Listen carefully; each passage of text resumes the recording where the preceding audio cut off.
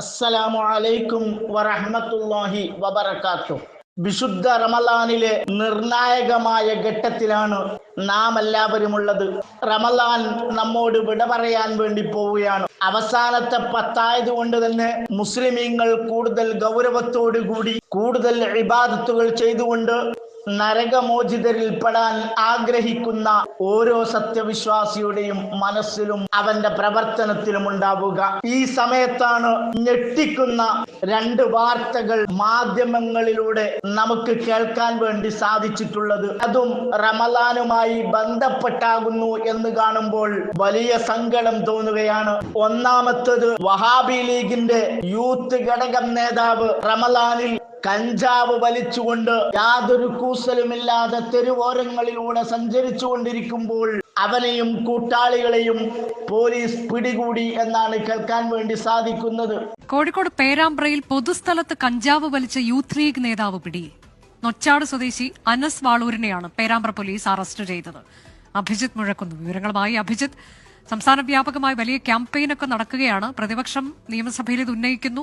അതിലവർ രാഷ്ട്രീയപരമായ വിമർശനങ്ങളൊക്കെ നടത്തുക പോലും ചെയ്ത പശ്ചാത്തലത്തിലാണ് യൂത്ത് ലീഗ് നേതാവിന്റെ ഇത്തരത്തിലേക്കൊക്കെയുള്ള നടപടി. അദ്ദേഹം ഒരു പ്രാദേശിക യൂത്ത് ലീഗ് നേതാവാണ്. ഈ മേഖലയിൽ ലഹരി സംഘങ്ങളുടെ വലിയ ഒരു സാന്നിധ്യമുണ്ട് എന്ന് നാട്ടുകാർ നേരത്തെ തന്നെ പോലീസിന് പരാതി നൽകിയിരുന്നു. അതിന്റെ അടിസ്ഥാനത്തിൽ രാപ്പകൽ വ്യത്യാസമില്ലാതെ പോലീസ് പരിശോധനയും ആരംഭിച്ചതാണ്. അതിനിടയിലാണ് ഇന്നലെ വൈകിട്ടോടുകൂടി ഈ അനസ് വാളൂർ ഉൾപ്പെടെയുള്ള ഒരു 3 അംഗ സംഘത്തെ പോലീസ് പിടികൂടുന്നത്. ഇവർ ഈ കായണ്ണയിലുള്ള പ്രാഥമികാരോഗ്യ കേന്ദ്രത്തിന് സമീപത്ത് വെച്ച് കഞ്ചാവ് ബീഡി വലിക്കുകയായിരുന്നു. 3 പേരെ പിടികൂടിയിട്ടുണ്ട്. അനസ് വാളൂർ ഉൾപ്പെടെയുള്ളവരാണ് ഈ സംഘത്തിലുള്ളത്. ഇദ്ദേഹത്തിന് നിലവിലിപ്പോൾ ഇദ്ദേഹം യൂത്ത് ലീഗിന്റെ നേതാവാണ്. പക്ഷേ നിലവിൽ അദ്ദേഹത്തിന് അങ്ങനെ ചുമതലകളൊന്നുമില്ല എന്നാണ് പ്രാദേശികമായി തന്നെ ഈ ലീഗ് നേതൃത്വം വ്യക്തമാക്കുന്നത്. ഏതായാലും ഈ പിടികൂടിയവരെ നിലവിൽ അറസ്റ്റ് ചെയ്ത് ജാമ്യത്തിൽ വിട്ടു. സംഘടനയിൽ നിന്ന് പുറത്താക്കുമോ ഇയാളെ? അനുജ, നിലവിൽ അക്കാര്യത്തിൽ ഒരു വ്യക്തത വരുത്തിയിട്ടില്ല അവർ. ഏതൊരു കള്ളുകുടിയനായാലും കഞ്ചാവ് വലിക്കുന്നവനായാലും മറ്റ് ലഹരിക്കടിമപ്പെട്ടവരായാലും വിശുദ്ധമായ റമളാനിൽ അത്തരം പ്രവർത്തനങ്ങൾ നിർത്തിവെച്ചുകൊണ്ട് അള്ളാഹുവിലേക്ക് അടുക്കാൻ വേണ്ടി ശ്രമിക്കുന്ന ഒരു സ്വഭാവം മുസ്ലിമീങ്ങൾക്കിടയിലുണ്ട്. എന്നാൽ ഇപ്പോൾ അതും നഷ്ടപ്പെട്ടിരിക്കുകയാണ്. അതും സമുദായ പാർട്ടി എന്ന് ആളുകളെ തെറ്റിദ്ധരിപ്പിച്ചുകൊണ്ട് സമുദായത്തിന്റെ വക്താക്കളായി ചമഞ്ഞുകൊണ്ട് വിലസി നടക്കുന്നവരാണ്. തങ്ങളാണ് ദീന്റെ അപ്പോസ്തലന്മാർ എന്ന് പറയുന്ന വഹാബി പ്രസ്ഥാനമാണ് വഹാബി ലീഗ് ഉണ്ടാക്കിയത്. ആ ലീഗിന്റെ യൂത്ത് ഘടകം നേതാവാണ് കഞ്ചാവടിച്ചുകൊണ്ട് ടൗണിലൂടെ സഞ്ചരിക്കുമ്പോൾ പോലീസുകാർക്ക് പിടിച്ചുകൊണ്ടു പോവേണ്ടി വന്നത്.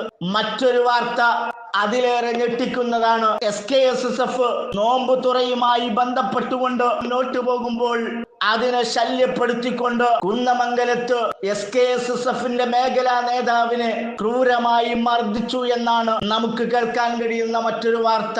ഇപ്പോൾ ഷുഹൈബ് കോഴിക്കോട് മെഡിക്കൽ കോളേജ് ആശുപത്രിയിൽ ചികിത്സയിലാണ്. ഇതൊരു കേവലം ഒരു എന്തെങ്കിലും ചെറിയൊരു തർക്കമോ അങ്ങനെയല്ല അതിനെ കാണേണ്ടതെന്നു കൂടിയാണ്. അതായത് SKSSFും ലീഗും തമ്മിലുള്ള ഒരു പ്രശ്നമായി തന്നെ അതിനെ കാണേണ്ടതാണ്. ഒരു നോമ്പുതുറയിൽ തുടങ്ങിയ പ്രശ്നമാണെങ്കിലും അത് നേരത്തെ തന്നെ നിലനിൽക്കുന്ന ഒരു രാഷ്ട്രീയ പ്രശ്നമായി കൂടി അതിനെ കാണണം എന്നാണ് മനസ്സിലാക്കുന്നത്.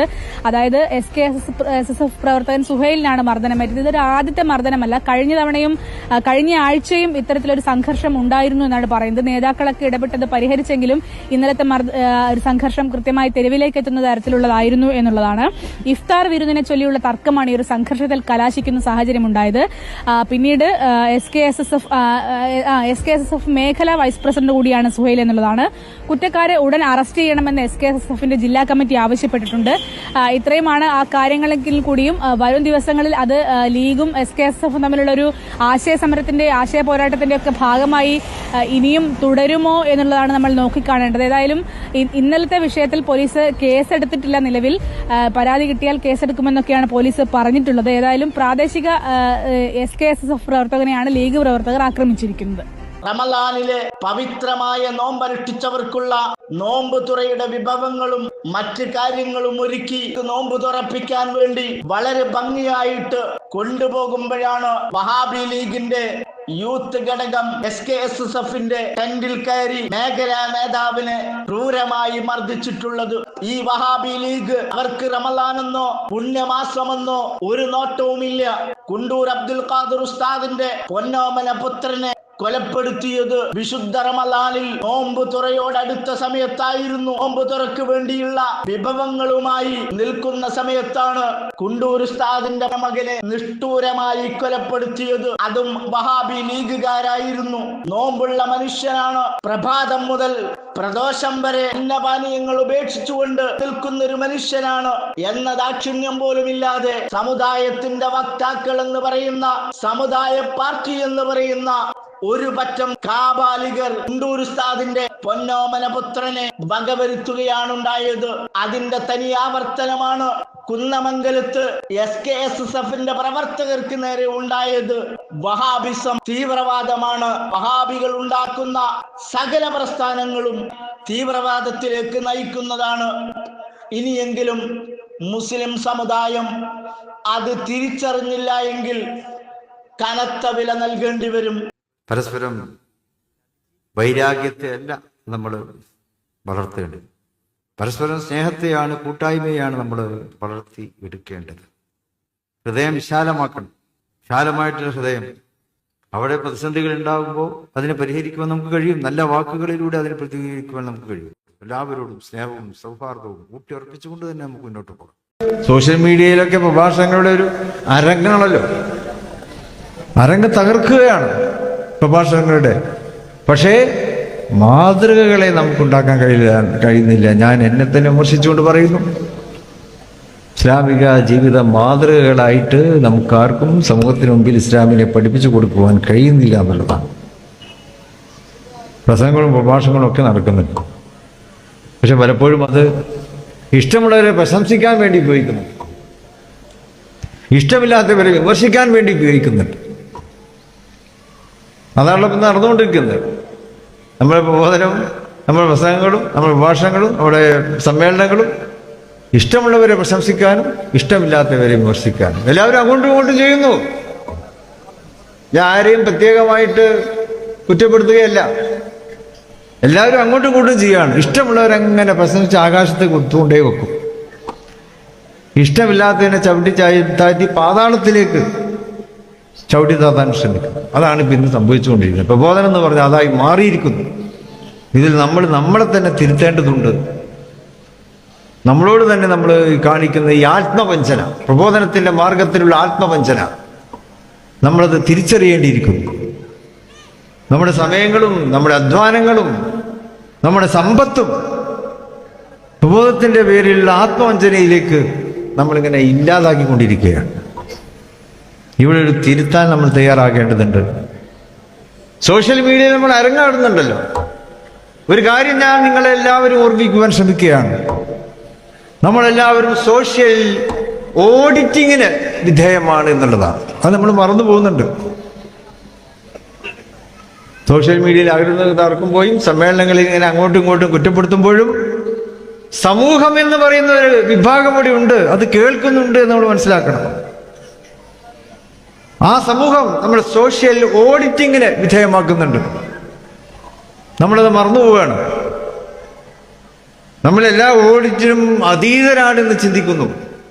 പക്ഷെ സമൂഹം നമ്മെ സോഷ്യൽ ഓഡിറ്റിന് വിധേയമാക്കുന്നുണ്ട്.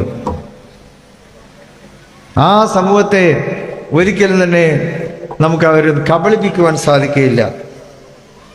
നമ്മളത് തിരിച്ചറിയണം.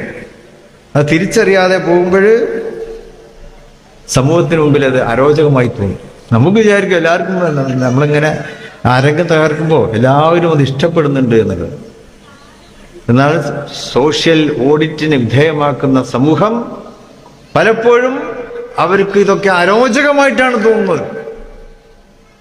നമ്മളതൊക്കെ തിരിച്ചറിയേണ്ടതുണ്ട്. നമ്മുടെ വാക്കും നമ്മുടെ പ്രവൃത്തിയും നമ്മുടെ ഉത്ബോധനങ്ങളും നമ്മുടെ വാദങ്ങളും പ്രതിവാദങ്ങളും ഇതൊക്കെ സമൂഹത്തിന് അരോചകമായി തോന്നുന്നു. വാസ്തവത്തിൽ അങ്ങനെയല്ല വേണ്ടത്. സമൂഹത്തിന് സ്വീകാര്യമാകുന്ന രീതിയിൽ നമ്മുടെ പ്രബോധനം, നമ്മുടെ വാക്കുകൾ, നമ്മുടെ വാദങ്ങൾ, നമ്മുടെ പ്രതിവാദങ്ങൾ സമൂഹത്തിന് സ്വീകാര്യമാകുന്ന രീതിയിൽ നമ്മൾ അവതരിപ്പിക്കണം. അതിന് കാരണം അത് അപ്പോൾ സത്യസന്ധമായിരിക്കണം എന്നുള്ളതാണ്. നമ്മുടെ പ്രവൃത്തികൾ, നമ്മുടെ വാക്കുകൾ, നമ്മുടെ സംഭാഷണങ്ങൾ ഇതൊക്കെ സത്യസന്ധമാകുമ്പോഴാണ് സമൂഹത്തിനത് സ്വീകാര്യമാകുന്നത്. അതിന് വിപരീതമാകുമ്പോൾ സമൂഹത്തിനത് അരോചകമാകും.